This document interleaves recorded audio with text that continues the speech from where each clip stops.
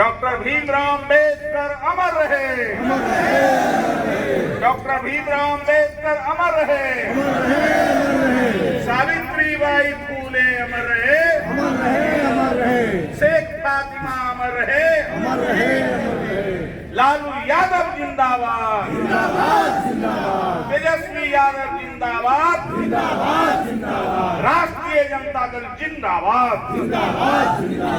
समय न है, अब तो सबके भी जाना है।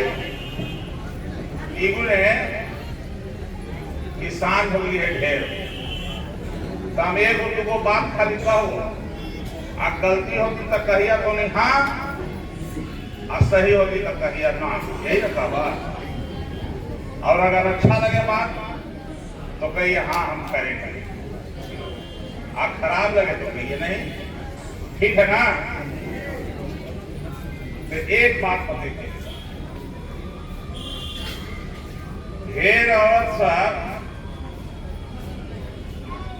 आजकल देखा हमारे पीछे भी है, मंच पर आके बैठा लगते कि हम ही नेता हती ना।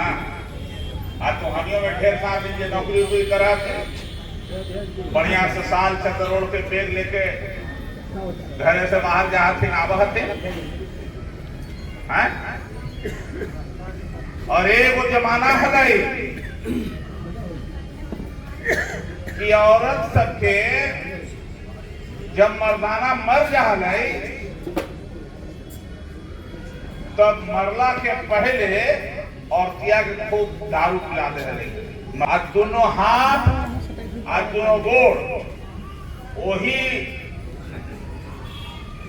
राम नाम सत वाला ये बना है, ले जाके जरा वाला ओकरे पर बांध देवल जा, बांध करके जिंदे औरत को जला दिया जाता था।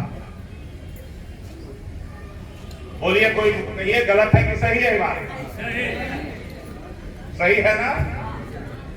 जिंदे जला दिया जाता था, चाहे वो 25 साल की हो, चाहे वो 50 साल की हो, चाहे बुढ़िया हो या जवान हो।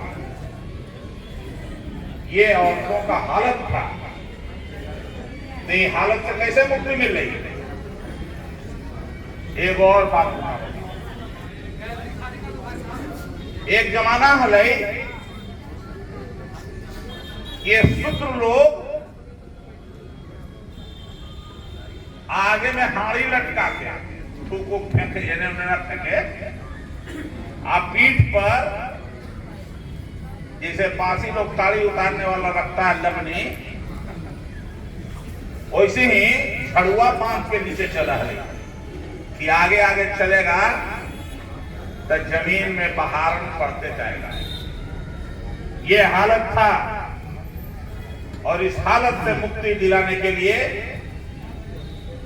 इस देश में एक आदमी आए जिसका नाम था डॉक्टर भीमराव अम्बेडकर। नाम सुना है सब लोगों ने अम्बेडकर साहब का। तो जब अम्बेडकर साहब आए तो इतना विद्वान आदमी थे कि जब स्कूल जाते थे तो उनको भी स्कूल के रूम के अंदर में दरवाजा के बाहर का था भाई को। आप पढ़ लिख करके भी हो गए, काम करने लगे, तो उनको चपरासी पानी पिला बेला तैयार नहीं था। समझ लीजिए आप बात।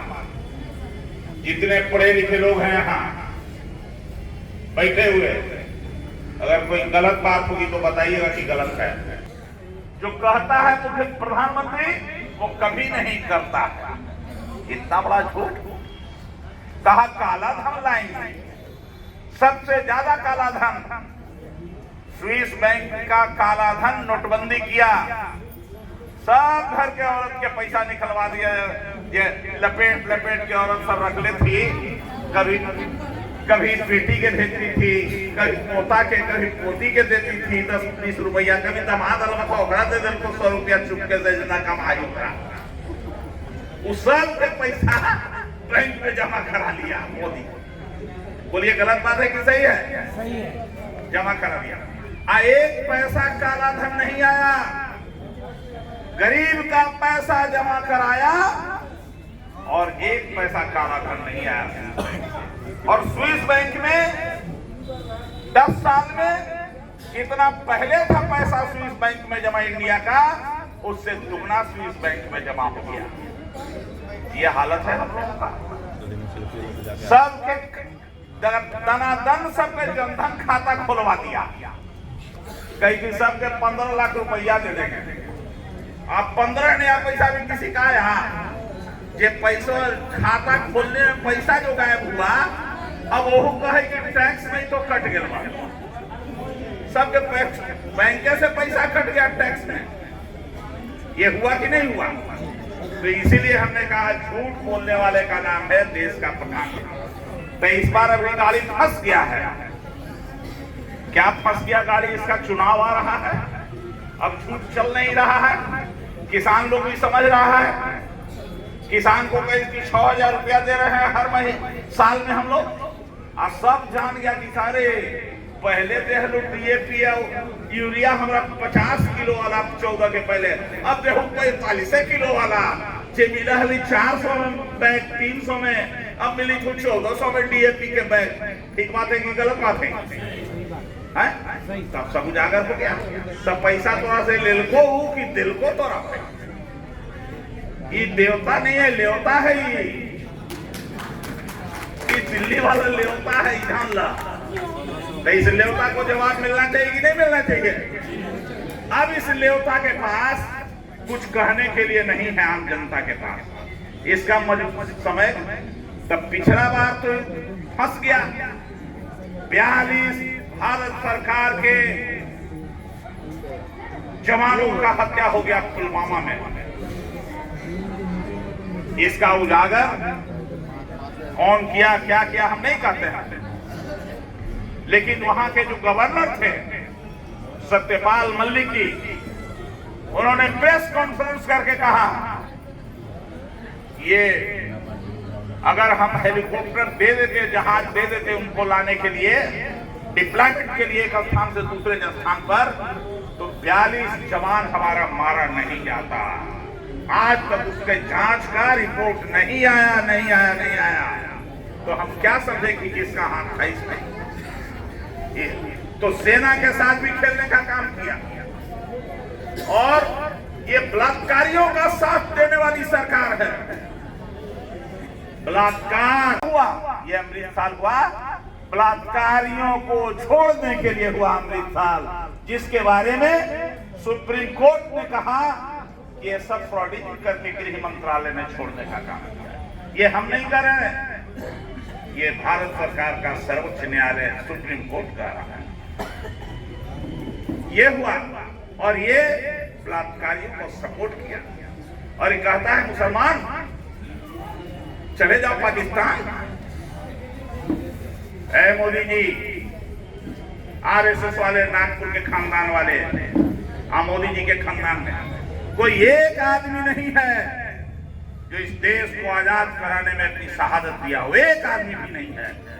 हाँ, उनके खानदान में आदमी है जिसने माफी मांगा, चिट्ठी लिख के वीर सावरकर ने माफी मांगा, जिसको 60 रुपए की महीना मिलती थी। देश के जो स्वतंत्रता आंदोलन में लगे हुए नौजवान थे, उनकी मुखबिरी करने के लिए माफी मांगा। चिट्ठी आज भी मजबूत है जो अंग्रेज हुकूमत के अफसरों के सामने चिट्ठी लिख के भेजा वो। ये राष्ट्रभक्ति का सर्टिफिकेट बांटेगा। मैं उनको बताना चाहता हूं कि इस देश को आजाद कराने में जितना हिंदुओं या भारतीय का हाथ है, उतना ही मुसलमानों का हाथ है। दोनों का हाथ बराबर है, लेकिन आपके खानदान के लोगों का नहीं। 1942 में गांधी जी ने नारा दिया, करो या मरो, अंग्रेजों भारत छोड़ो। अंग्रेजों भारत छोड़ो कौन नारा लिखा, किसने बताया? ए बेटी लोग, पढ़ी लिखी बेटी लोग भी पीछे है, जरा देखना जाके। यूसुफ मेहर अली ने यह नारा गढ़ा, अंग्रेजों भारत छोड़ो, पहली बार। और गांधी जी ने भी उसको मान लिया। शेख फातिमा कौन थी?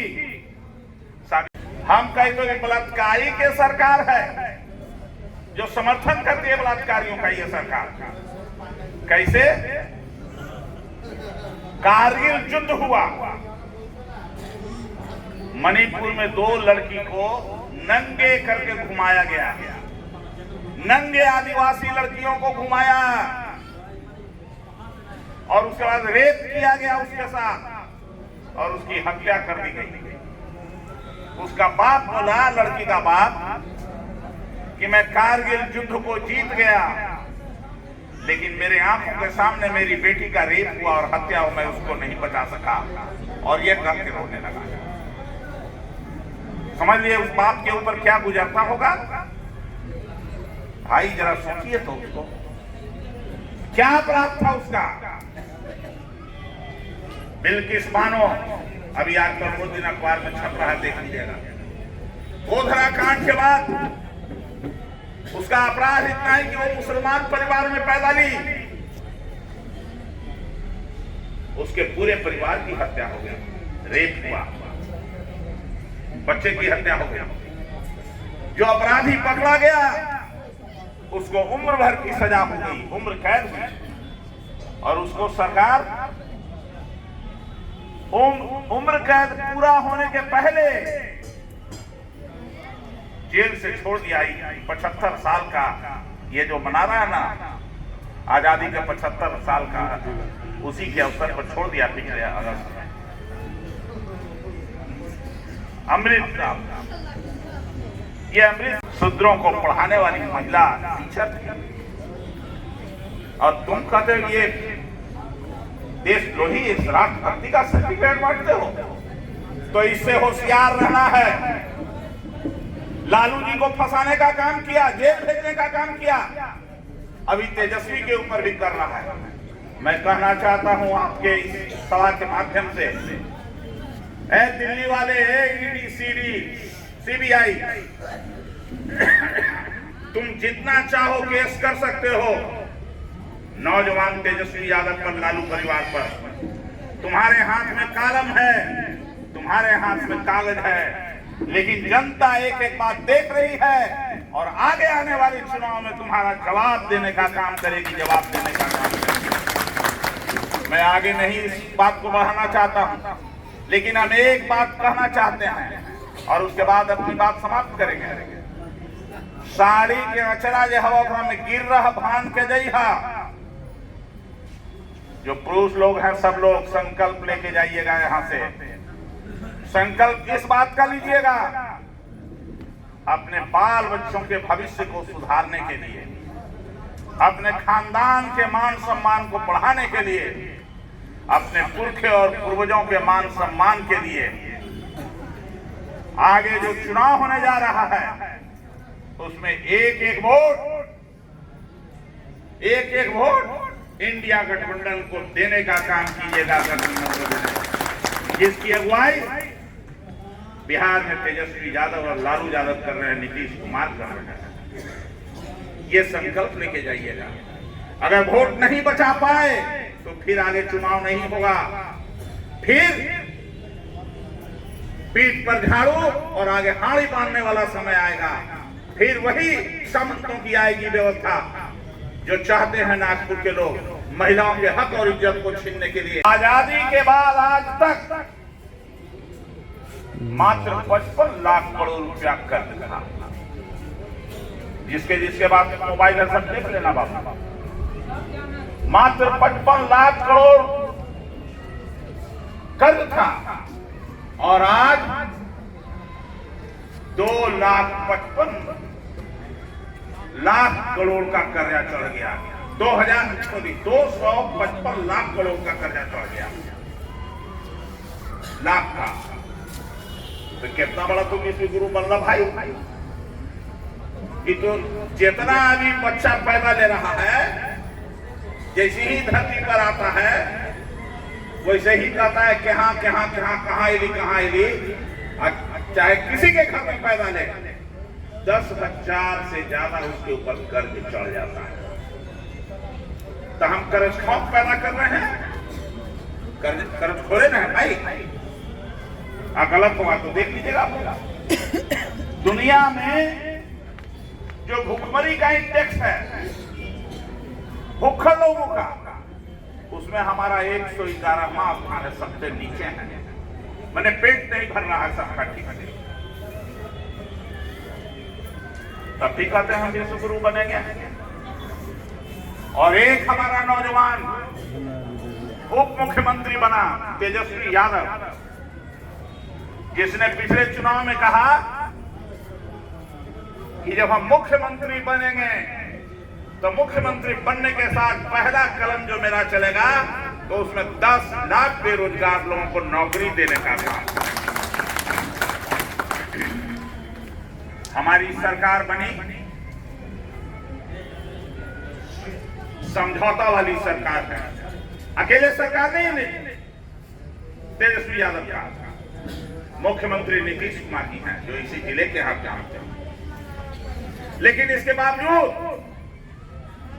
तेजस्वी यादव ने अपने संकल्प को पूरा करने के लिए माननीय मुख्यमंत्री नीतीश कुमार जी से कहा और नीतीश कुमार जी ने इस बात को माना और मात्र 15 महीना में 5 लाख लोगों को रोजगार देने का काम किया, जिसका नाम तेजस्वी यादव है।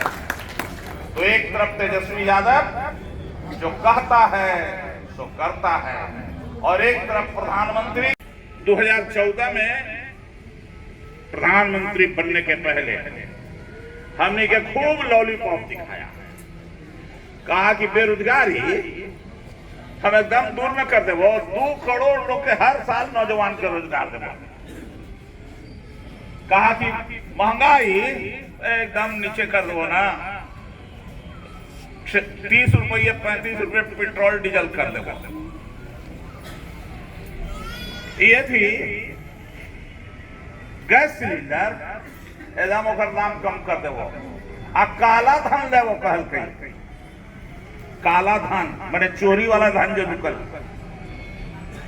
बताइए एक को वादा इसका पूरा हुआ नहीं। गैस सिलेंडर कितना मिलता है? 1200 में। बाप रे बाप, इतना बड़ा झूठा।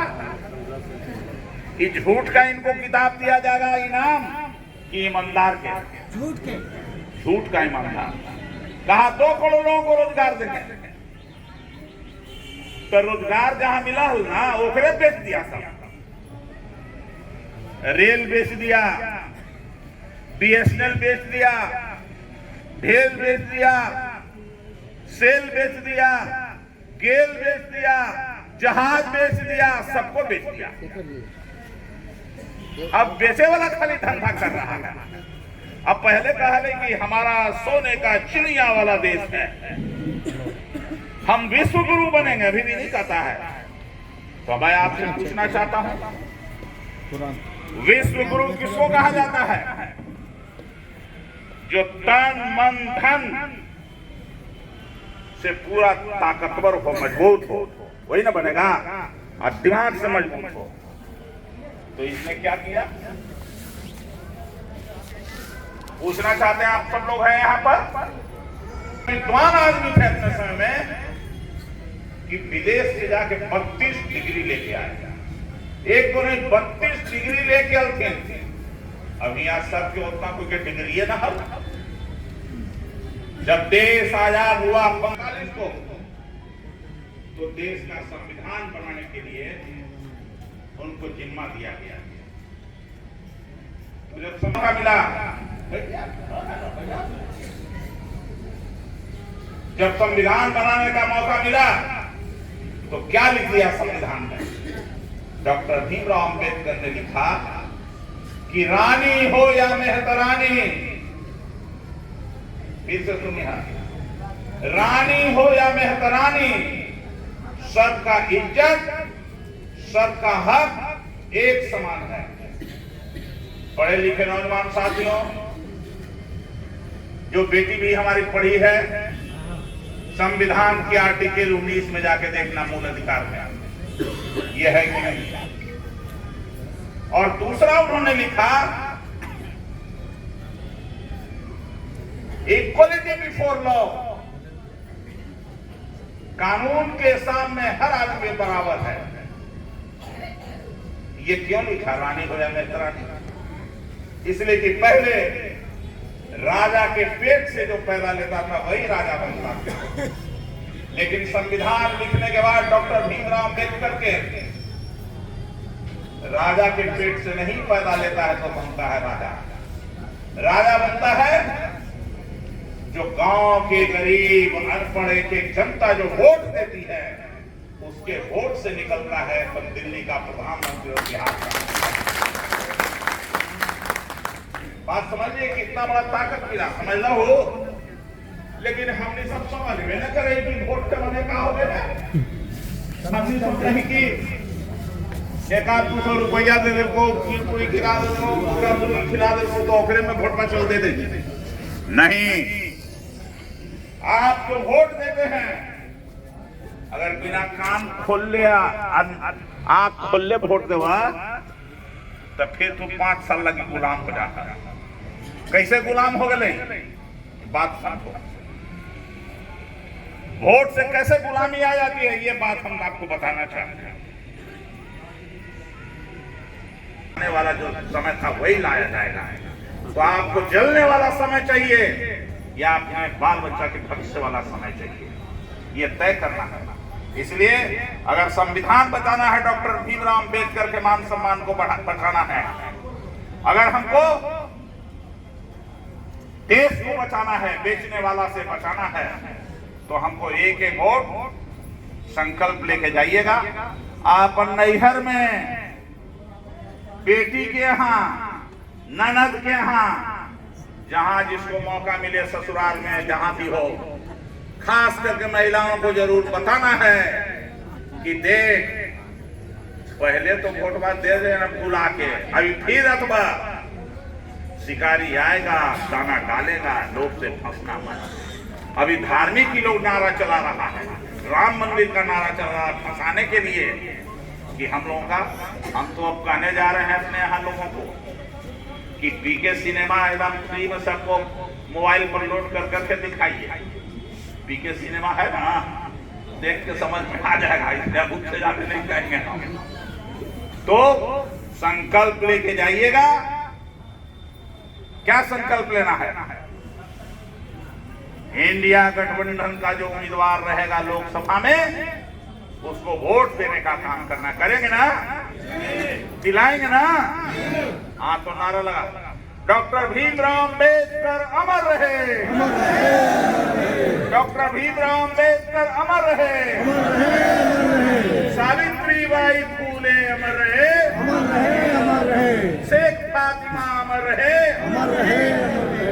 लालू यादव जिंदाबाद, तेजस्वी यादव जिंदाबाद, राष्ट्रीय जनता दल जिंदाबाद। धन्यवाद।